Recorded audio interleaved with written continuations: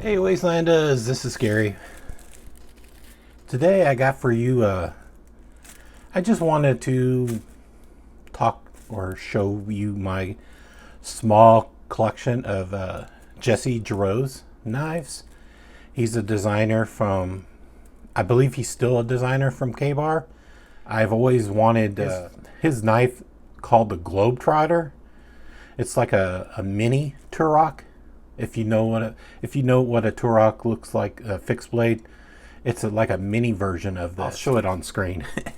Anyway, so I just wanted to show my Jarosz knives, and I'll get this out of the way. It's my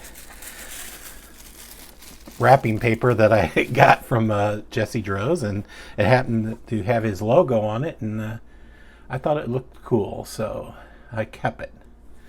So this is the latest knife I bought from Jarosz. I'd just say Jesse because his last name is very hard for me to say. And I don't know if anybody recognizes this logo on, please let me know. But this company or him, but that's not his logo. So he started making leather sheaths available for his fixed blades in I think 2021. He didn't used to give away sheaths with his fixed blades, but this is the first sheath I got from. So this is it's called the Merlin, and it's a little knife. I'll get a knife out for you to see. I'll get a bug out for you to see how little it is. So you see this bug out, and you see this Merlin. So this is a very small fixed blade. Anyway, I really like this. I like fixed blades that are small. I like carrying them as instead of pocket folders. I mean, I like pocket folders, don't get me wrong still. But if I can carry a little fixed blade in my pocket, that's one of the things I enjoy. So, because, you know, a fixed blades is always going to be strong. Even this littlest fixed blade is going to be stronger than probably a pocket folder. There's no, I mean, they can break, but more than likely they will take the abuse other than, say, this. This would probably snap off due to its plastic handle before this would. So, and it fits in this folder, or fits in this leather case or leather sheath, and I don't even put it on my belt. I have long pockets, deep pockets, so I just usually slide it in my pocket and carry it this way. Let me tell you what it's made of. Overall, this is a 6.5-inch knife. That's including the blade to the end of the handle, and I have a little bit oil on that. I don't know if you can see it because I keep my blades or fixed blades oiled, and I keep the handles oiled too. If it was dried out, it would look a little bit like you probably saw my old video. I'll link it at the top, but I usually keep this Micarta oiled because it looks like a little bit pink or a little bit warm red, or like warm red washed out red. So the blade is 2 3/4 length, and it's a hollow grind blade because I believe Jesse is a big fan. He does he does his folders on hollow grind. It's made out of 52-100 carbon steel, and it's a satin finish. It's not a stone wash, it's a satin. Yeah. That's the only thing on the blade is the logo. And it wasn't made by Kabar. It was made by his own hands. I believe he made it from a blank, but it still was. He didn't like hammer it out, forge it out, but he still did all the production on this, from the steel and the Micarta scales, and from the Micarta pins in the handle. So It's called Chili Pepper Canvas Micarta. And as I said, it has Micarta pins in there. So that's held together by pins. Yeah, and again, this is a handmade leather sheath. And it came with it, and I really like it. So let's get started on his other knife, or his only other fixed blade I own. This is the fixed blade. It's called the Woodsman, and I really like the Woodsman. This is the first fixed blade I bought from him, and it has a hollow grind. I would say it is high hollow grind, but due to the line. So, you know, I'm not an expert. I'm just a fan of knives, and I'm mostly a collector. So I'm really not an influencer either. So if you're watching to be influenced, great, but I didn't start my channel to do that. I just am a big fan of knives. So anyway, this is made out of AEBL steel, and I noticed Jesse Jarosz likes AEBL steel. He's made a lot of knives out of that steel. This knife, though, it has a really nice stonewash finish. I don't know if you can see it. It has a nice stonewash finish. Again, only his logo is on there because it was handmade. He didn't make this knife under kabar. He makes his knife out of his own shop and sells them differently, or sells them separately on his website. If you, I'll post a link to his website in my description. So this knife is 3.7 inches long, the blade. Overall, it's an 8-inch knife. So I'll drag out the bug out again so you can see. It's just a little bit bigger than the bug out. If you laid the bug out side by side, has the same handle, just a little bit bigger blade. Again, this is he pins it with Micarta pins. Has a lanyard option. I have never tied a lanyard on there, but I'm eventually going to tie a lanyard on this one and this one. So this is called the moss green Micarta handle, and it's freshly oiled, but it's sometimes it looks great even not oiled. This one, not so great. It needs to be oiled to look the greatest. This is a little bit darker than normal, but I oiled the blade, and I said, like, why not oil the handle too? So I did. I oiled it like, I don't know, a week ago, and this one a week ago too.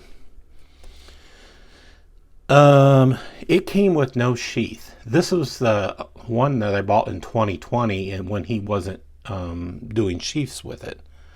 So let me see. Yeah, I bought a sheath on Etsy. This is a Kydex sheath, and I'll post a link to the Etsy store that I bought it. But this was a sheath that I bought from RK Custom Kydex on Etsy, and it's called the Blood Red sheath. I think it's called, I'm going to mispronounce this word.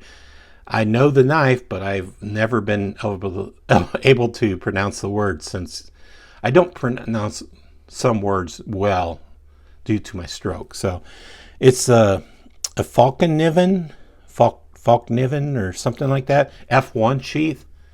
It was made for that. I bought it because at the time this closely resembled the knife I was thinking about, the hilt and everything. So if it didn't initially fit there that well, so I heated it up. I believe I used my electric stove, because I didn't have a blow dryer, and I heated up the Kydex, and I reformed basically all of this front part to hold the knife in. So it was easy kind of to do. I mean, it fits. It's not, doesn't rattle or anything. But first, when I got the knife, I don't believe I could even fit it in there. So yeah, you can change the Kydex yourself. You know, you don't have to always buy a Kydex knife for the knife. I don't believe I had to really reshape the insides, but just the outside. But I thought it looked good with the blood red. I don't know if I could have used brown or black or anything, but I like this blood red sheath. So, all right, let's show you some folders. This I'm going to show you the first folder I bought. This folder is the first folder I bought. This is from Kabar. Jesse Jarosz makes knives for Kabar. It's a little bit hard, stiff to open. You have to, when you start it, open it, like maybe 4 or 5 failed attempts to flip. I start getting it, and then I'll flip it. It's just it has a really strong detent. So if you like detents that are strong, you will like this knife. See, this is the Jesse Jarosz drop point flipper. It doesn't have a special name. It's the 7505. It's made in Taiwan, and it's made by, it has the K-bar name on it. So Jesse Jarosz has custom folders, several custom folder designs, but this kind of matches one of his custom folders. Probably several, but I'll show you one on the screen. This also reminds me of the Turok for some reason. It looks like a mini folder Turok, I think. Anyway, again, he has a hollow grind on this blade, and I don't remember. Let's see. Oh, this is the blade is 3.5 inches long. It's 8 inches overall, and it's Oz 8A steel.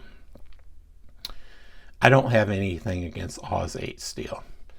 It seems to, I've carried a lot of, I don't know, probably 2 months in a year I've carried this knife, and I haven't ever had a problem. I didn't even have to sharpen it. I just have a leather strop, and I just run it on the leather strop, and it seems to do fine. Maybe I haven't did any hard cutting with it, or enough hard cutting with it. So it has a liner lock, and unfortunately it's black GFN, so it's basically a plastic handle. But believe it or not, this knife, let's see if I can get over the detail. Yeah, this knife is drop shutty, and it's on, I haven't taken it apart, but I believe it's on nylon washers. And it's you can flip it out, and it's drop shutty for a nylon washer knife. It's very surprisingly fidgetable. So it has a hidden lanyard feature, and I don't necessarily like hidden lanyard features, but I tied a lanyard on there. And I like Jesse Jarosz's clips. I like his design. I know probably most of you guys want a deep carry clip. It's pretty deep carry. You could just picture this as much as it poking out of your pocket, and you have something to grab onto, but I have the lanyard too to grab onto. But I like how his clips are designed, because I don't feel them in my hand. I mean, it seems to fit like at an angle, but it seems to hit all the fingers at the right place in the middle of the 2 fingers. So there's no hot spot on there. So yeah, I like it. And I just wanted to let you know, or finish up on this knife. Let me see if I can find it. Yeah, I love the pivot design, and I didn't think I would love it because I was like, oh man, it's not going to be disassembled. But I remembered they sent a special tool to disassemble it in the box. So you have a tool. I know that's not the greatest. People want like really screws that they can, like a number 8 pivot, but I like the pivot. I really like how it looks, and I don't mind if it's like not got a screw head in that. I don't know, it just seems to be a little bit really cool design. And I hope to own a Jesse Jarosz custom piece one day. So the last piece that I'm going to show you that I have a collector, or I collected over the years, is this Jesse Jarosz other folder. This is called the Jarosz Wharncliffe Flipper. Again, it doesn't have a name, but it features a flipper tab. I'll show you what the number is on it. It's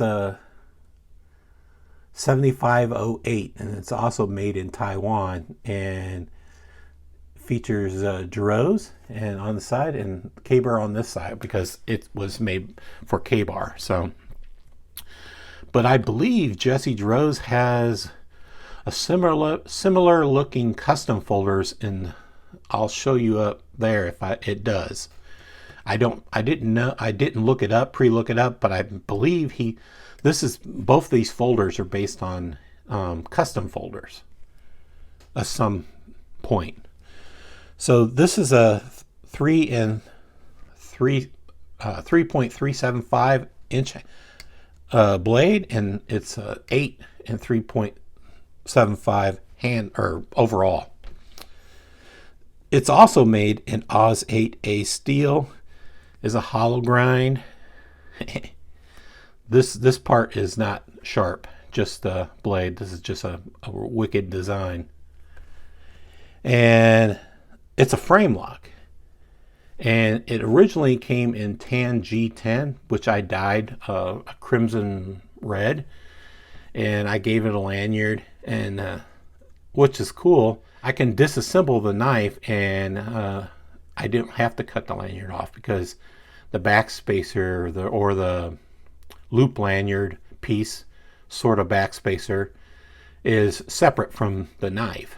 So I just wanted to show you guys too that this is titanium.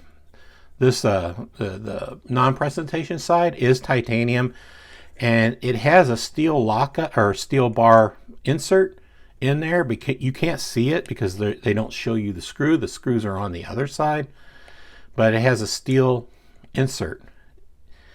But the pocket clip, they pocket clip, and the the back spacer bar is still steel, but this is not steel, it's titanium. So kind of odd, but kind of cool. Makes it a little bit lighter. And this is a big knife, but it's very comfortable, very easy to wield, maybe because of the titanium. I don't know. But I think it's a damn wicked blade shape, and I just love it. And I believe this knife and this knife were released in the Tanto versions. I don't really like Tanto knives, so I mean, I like fixed blades, but pocket folders, I'm not necessarily in love with the Tanto pocket folders. So I like this knife. This is cool, but this is my favorite Jesse Jarosz pocket folder. It's sort of drop sheddy. It's hard to get it past the detent, and I remember taking this apart. I don't remember if it's nylon washers or phosphor bronze washers. I did take this, or I didn't take this apart, so, but I can see nylon washers in there. I don't remember if you, I'll put up a video where I dyed the scales. I think I did a disassembly in the video. You can see what this is made of, you know, or what is like disassembled. So this is my small Jesse Jarosz collection. As I said, I really get in his custom stuff, and I kind of save my money for his custom stuff. But if I ever get a chance to pick up a Globetrotter, it's the small brother for the Turok. I believe Kabar used to sell them, but I don't think I think they stopped selling them long before I started into my knife collecting hobby. So, like the channel. So, yeah. If you ever see a Globetrotter, even a custom Globetrotter, I know he has custom Globetrotters out there too. If you ever see it, let me know. Take care, Wastelanders.